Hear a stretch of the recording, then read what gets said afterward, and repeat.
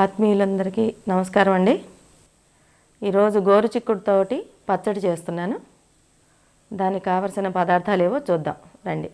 మొదటిది కట్ చేసి పెట్టుకొని నీట్గా చేసుకున్న గోరుచిక్కుడు, తర్వాత 2 పండు టమాటాలు కట్ చేసి పెట్టుకోవాలి. ఇవి కూడా తర్వాత కావాల్సినన్ని పచ్చిమిరపకాయలండి. పచ్చిమిరపకాయలు, పచ్చట్లో కావాల్సిన ఎల్లిపాయలు ఒక 4-5 ఎల్లిపాయ రెల్లలు సరిపోతాయి. తర్వాత కొన్ని ధనియాలు, కొన్ని నువ్వులు, ఆ పైన కట్ చేసి పెట్టుకున్న కొత్తిమీర తురుము, కొత్తిమీర కడిగేసి అంత నీట్గా చేసి పెట్టుకున్నది. ఆ తర్వాత సరిపడా చింతపండు నానబెట్టి పెట్టుకోవాలి ముందే కొంచెం చింతపండు. ఇప్పుడు తయారీ విధానం చూద్దాం. ఇందాక చెప్పిన పదార్థాల్లో జీలకర్ర మర్చిపోయానండి, అందుకని జీలకర్ర కూడా చూపించేశాను. తర్వాత ఏంటంటే పొయ్యి అంటించేసుకొని వేపుకోవాలి. అన్నీ సరిపడా నూనె పోసుకొని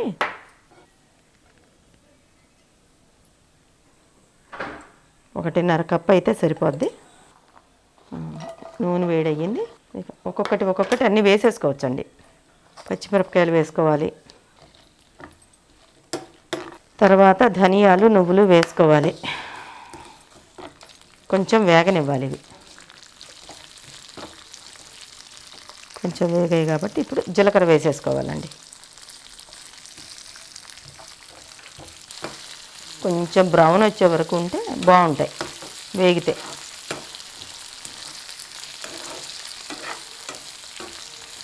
దీంట్లో ఇప్పుడు కట్ చేసి పెట్టుకున్న కొత్తిమీర కూడా వేసేసుకోవాలి.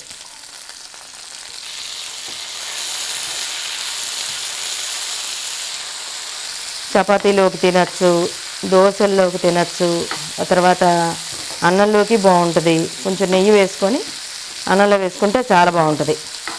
చపాతీలోకి, దోశల్లోకి, అన్నిట్లోనూ. అప్పుడు పల్లీలు పచ్చడి లేకపోయినా ఇది అన్ని విధాల ఉపయోగం అవుద్ది. అన్నంలోకి ఇది చట్నీ అన్నంలోకి పనికి వస్తుంది, టిఫిన్స్లోకి పనికి వస్తుంది. తర్వాత ఇందాక కట్ చేసి పెట్టుకున్న టమాటాలు కూడా వేసేయాలండి.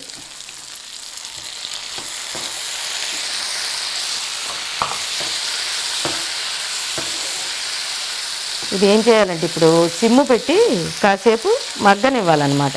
మూత వేసేస్తే మగ్గిద్ది. కొంచెం సిమ్ము పెట్టి మూత పెట్టేయాలి.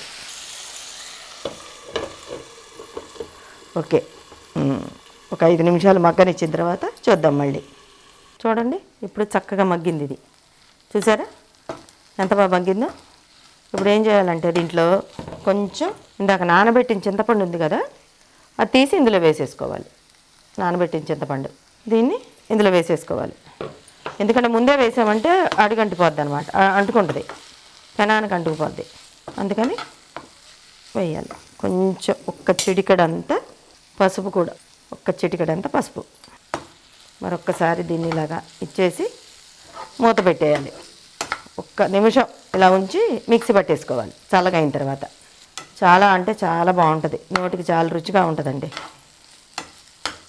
కొత్తగా చేయాలి అనుకునేవాళ్ళు ట్రై చేయండి. కొత్త వంటకం ఏదన్నా ట్రై చేయాలి అనుకునేవాళ్ళు చేస్తే బాగుంటుంది.